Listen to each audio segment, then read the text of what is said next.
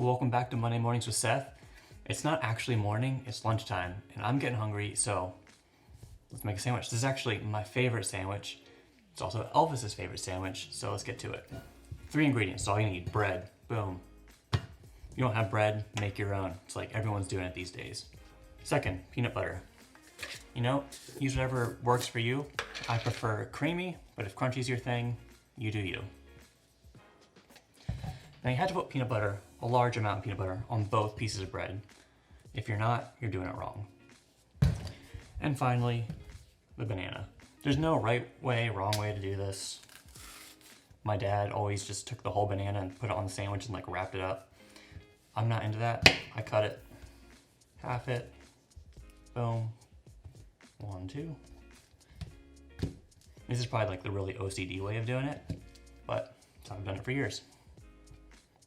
There you go. Best sandwich in the world. All right, so 1 John chapter 4. In 1 John 4, John's addressing some people who have expressed some fears that they have about death and about this coming day of judgment. They're probably asking themselves questions like, when I die, what's next? Am I going to make the cut? Am I good enough to get into heaven?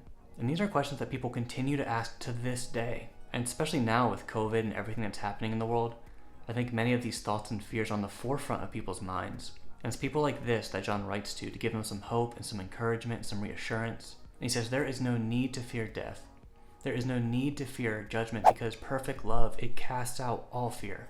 What's John mean by this? Well, throughout his letter, John's been saying God is love. He says it over and over and over again. And in the ultimate act of love and generosity, God entered our world as a human. He lived as one of us. He lived among us. And Jesus lived this perfect life that you and I couldn't live because we're messed up. We have sin in our lives. And Jesus modeled a life of love for us. And then Jesus went to the cross and he died to forgive us of all of our sin, to forgive us of the mistakes that we've made, to make it possible for you and I to have a relationship with God. And so there's no need to fear judgment because Jesus took care of it for us. But that's not the end of the story. You see, Jesus was buried, but 3 days later he came back alive. Jesus defeated death. And so there's no need to fear death because Jesus defeated it once and for all. That's good news. And this is the hope that we have as followers of Jesus. That when we die, death does not have the final word. Jesus does. If you follow and you trust and you believe in Jesus, then there's nothing to fear. Because when you die, you will spend an eternity with God himself.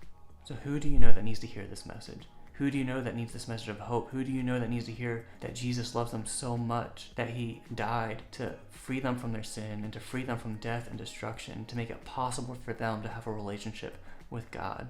I challenge you to reach out to that person this week. Text them, message them, get on a Zoom call, do something, but don't let this week pass by without letting somebody know this good news. Next week we'll actually wrap up 1 John, and so until then, have a great week.